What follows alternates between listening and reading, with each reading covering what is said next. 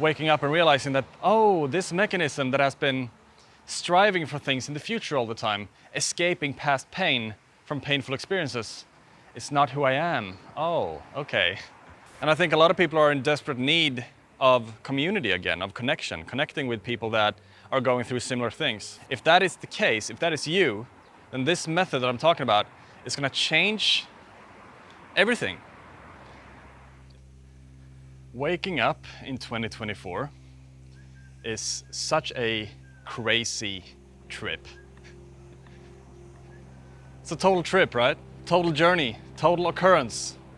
Why are so many people waking up right now? It's insane, right? But I get it though, it can be confusing. It's like these moments of bliss, of peace, of feeling unbound, feeling total freedom, feeling meaning and purpose. They're always here. They're always available here and now. But it can be fucking confusing at times. It means that we have to face all our pain. Everything that we have thought has given meaning to our life, we might have to get rid of or let go of. We might recognize that all of these things that I've been striving towards is not giving me what I'm seeking. It's actually making me more depressed. And I might have hurt people in my pursuits, my egoic pursuits. I might have hurt people, and I might have hurt myself.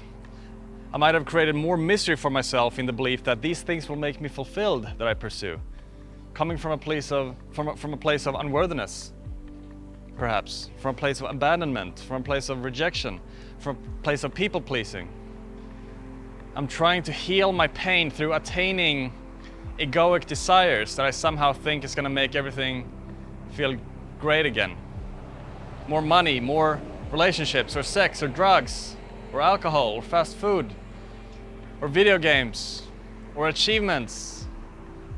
Thinking that the next thing will take my pain away.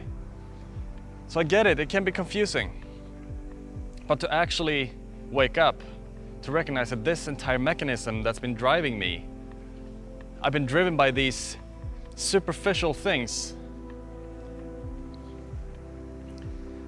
believing that these things will give me meaning.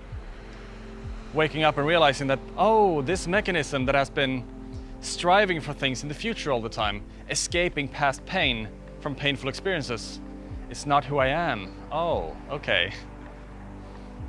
Who am I if I'm not this mechanism that is striving for something in the future all the time? Who am I without the seeking?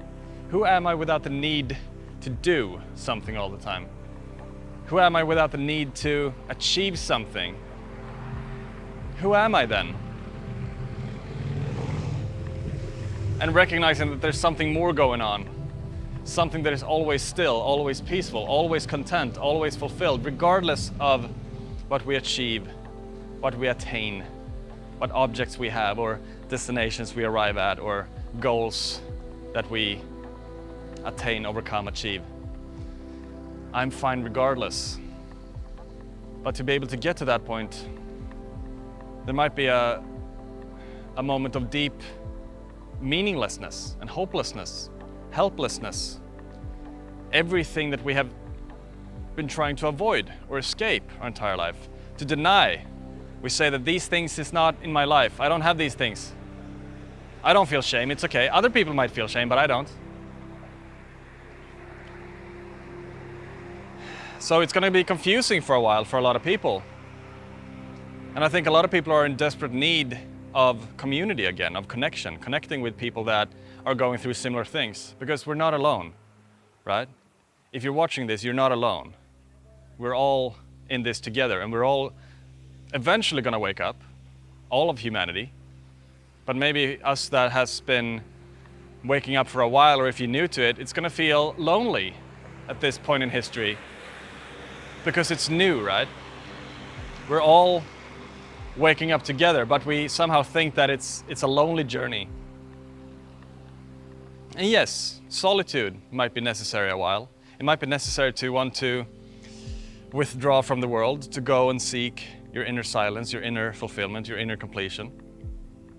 But then eventually you want to be able to give that to the world. You want to return to the world with all the knowledge and wisdom that you have gathered, reconnecting with your inner world. But that means that we have to face all our pain. That means that we have to face everything that we have shown away from. That means that we have to actually learn what it's like to open our heart to everything that is uncomfortable in life, like meaninglessness or hopelessness, or what it feels like to be completely weak. All of the things that we have made contracts with ourselves to never ever feel ever again, because we might have felt that when we were kids and we said to ourselves, I'm never going to allow myself to feel this way again. I'm not going to show myself weak like I did that time. I'm going to be strong. And so we protect ourselves with a layer. We guard ourselves. I'm not going to let the world see this. So we make a distinction between the outer world and the inner world, like there's two worlds even. And we try to protect our inner world from the scary outer world, creating the illusion of the dream, living stuck in the dream.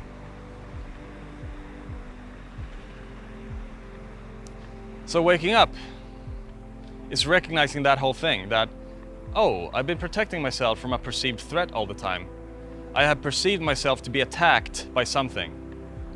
And now I'm waking up, I'm recognizing that, oh, there's no attacker and there's no one being attacked. I have just resisted life in the belief that I've been attacked by something. But that's not the case. I'm learning to see clearly now. And when I learn to see clearly, I can see that all the pain that I have thought has been attacking me is just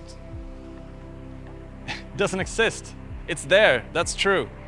But to free myself from that pain is not done by attaining more stuff or more pleasure. It's by actually allowing myself to feel it fully without resistance. And when we learn to do that, when we learn to feel pain fully without resistance, that is more pleasurable than pleasure. The allowance of pain to be what it is more pleasurable than pleasure. Trust me on that one. It will allow you to soften into presence with who you are, and it will allow you to become who you're supposed to be, who you've always been, like your full authentic version of yourself that you have always been. But when we suppress our pain, when we think to ourselves that pain shouldn't be here, how are we supposed to find peace? How are we supposed to find our full authenticity? How are we supposed to find our true nature when we have stuff in there that we don't want to be there, right? We're trying to escape versions of ourselves, parts of ourselves. And it's not going to work. Like we will die trying to escape them or resist it or suppress it. It's not going to work. We have to learn to feel it. And I have developed a method, the easiest method you can ever think of, that will help so many people. And I'm so excited to bring that to the world.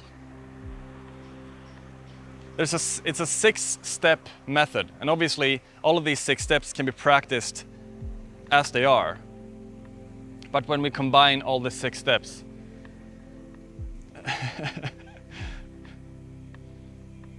it will lead to